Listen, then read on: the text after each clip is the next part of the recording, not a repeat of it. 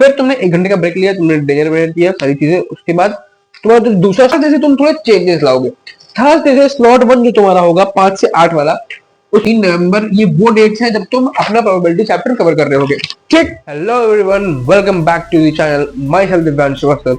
जैसा कि मैंने लास्ट वीडियो में एक वादा किया था तुम सभी से कि अगले वीडियो में एक बहुत इंपॉर्टेंट वीडियो में लेके आने वाला हूँ नेक्स्ट, क्योंकि इस वीडियो में बेसिकली हम क्या डिस्कस करने वाले थे। इस वीडियो में हम एक पूरा प्रॉपर रोड मैप डिस्कस करने वाले थे कि किस तरीके से तुमको बोर्ड्स की तैयारी में आगे अपना कदम बढ़ाना है।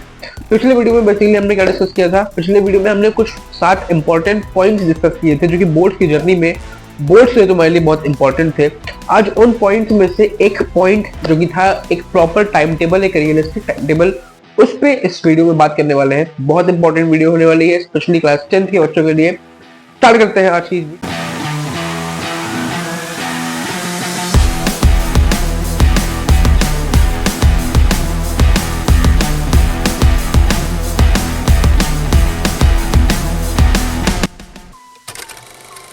एक एक करके देखना स्टार्ट करते हैं, एक एक करके जानना स्टार्ट करते हैं। तो सबसे पहले हम डिस्कस करते हैं डे वाइज टाइम टेबल की, किस तरीके से किस दिन पे हमको किस तरीके से पढ़ाई अपनी करनी है। ठीक। तो दिन हमारे पास लगभग 2 तरीके के होते हैं। ठीक। एक स्कूल डेज, यानी कि वो दिन जिसमें हम स्कूल जा रहे होते हैं। ठीक। और दूसरे होते हैं अपने पास नॉन स्कूल डेज, यानी कि संडेज हो गए या फिर कोई भी ऐसे दिन अपने पास हो गए। ठीक। तो अपने पास कुल मिला जुला के ये 2 तरीके के दिन होते हैं। एक वो डेज, स्कूल डेज, जब हम स्कूल जा रहे होते हैं, और दूसरे नॉन स्कूल डेज, यानी कि जब हम स्कूल नहीं जा रहे होते हैं। ठीक है, दोनों के अलग अलग टाइम टेबल है, वो हम लोग अपने अकॉर्डिंग। तो सबसे पहले डिस्कस करते हैं स्कूल डेज कि जिस दिन आपके स्कूल होंगे उस दिन आपको क्या अप्रोच रखनी है। देखो, सबसे पहली चीज तो हमको सेट्स में पढ़ाई करनी है। 3-3 घंटे के हमको एक स्लॉट बनाना है। जैसे अगर 3 घंटे हम एक साथ बैठ रहे हैं तो 3 घंटे का एक स्लॉट बनाना है। अब 3 ही घंटे का वो स्लॉट क्यों होगा, तो उसका सिंपल सा रीजन ये है कि जो तुम्हारे बोर्ड के एग्जाम्स होंगे वो 3 घंटे के होंगे, तो तुमको 3 घंटे कॉन्सेंट्रेशन और फोकस के साथ बैठ के पढ़ने की तैयारी अभी से शुरू कर देनी होगी। ठीक। तो हम 3-3 घंटे के कुछ स्लॉट्स बनाने वाले हैं।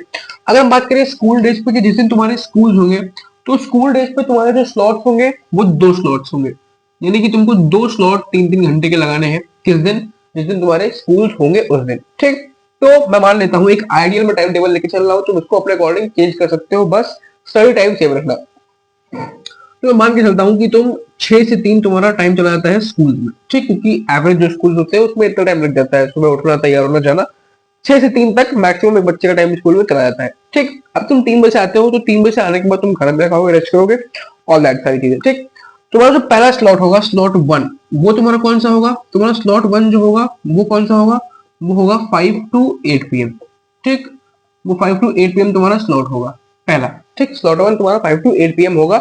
ये मैं एक आइडियल चीजें बता रहा हूँ, इसको तुम अपने अकॉर्डिंग चेंज कर सकते हो। ठीक।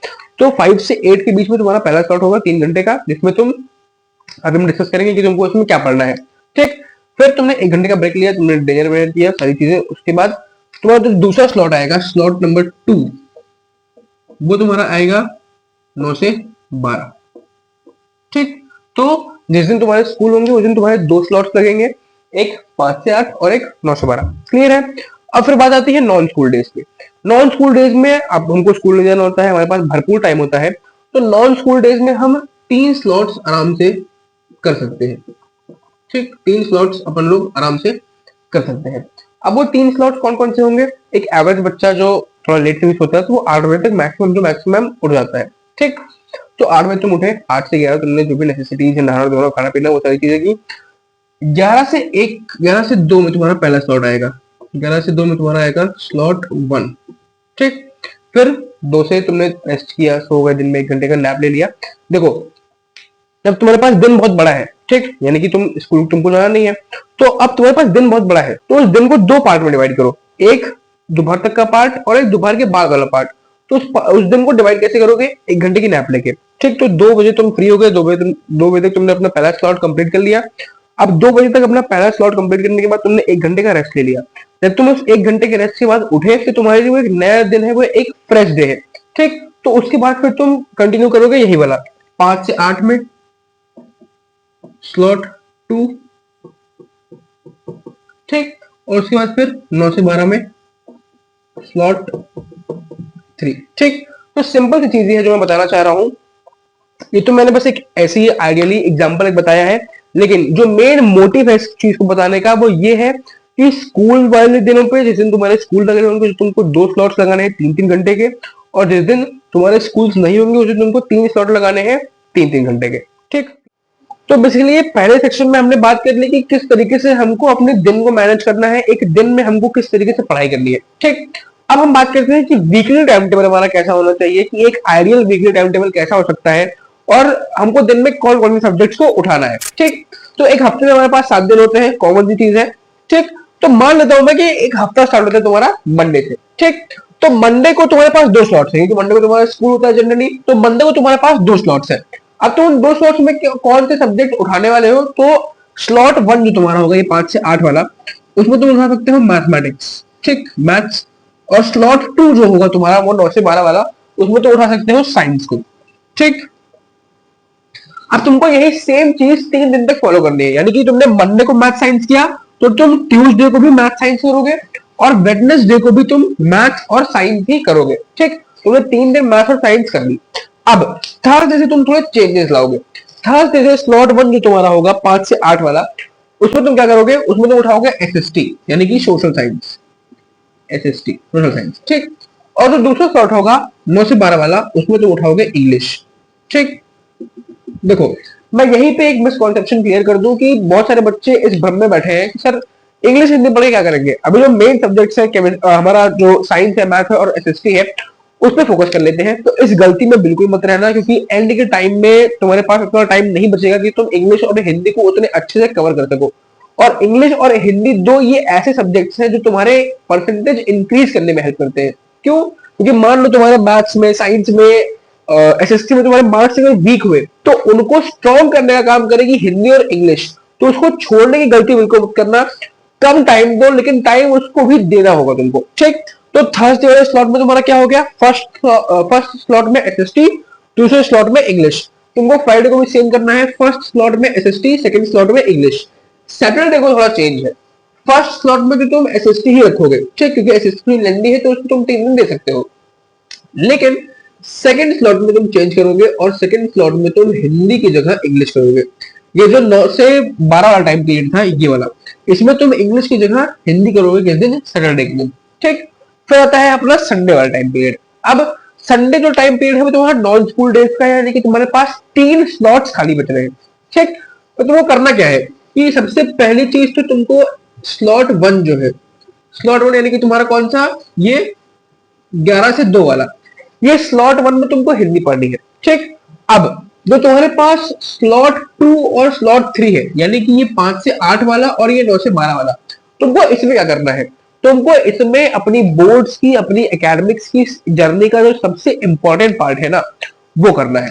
वो क्या है कि तुमने इन 6 दिनों में जितने चैप्टर्स पढ़े हैं, मैथ्स के, साइंस के, एसएसटी के, इन 2 स्लॉट्स में तुमको उनके क्वेश्चंस लगाने हैं और उनके रिवीजन करने हैं। ठीक, जैसे फॉर एग्जांपल मान लो तुमने मैथ्स का एक चैप्टर पढ़ा ट्रिग्नोमेट्री, तो इस स्लॉट में तुमने उस ट्रिग्नोमेट्री का रिवीजन कर लिया, जिस उस ट्रिग्नोमेट्रिक चैप्टर में जितने भी तुम्हारे क्वेश्चन थे, जो तुम्हारे पीवाईक्यूज थे, तुमने एक स्लॉट में उसको कर लिया। ठीक, ऐसे ही साइंस का कोई चैप्टर दूसरे स्लॉट में रिवाइज कर लिया।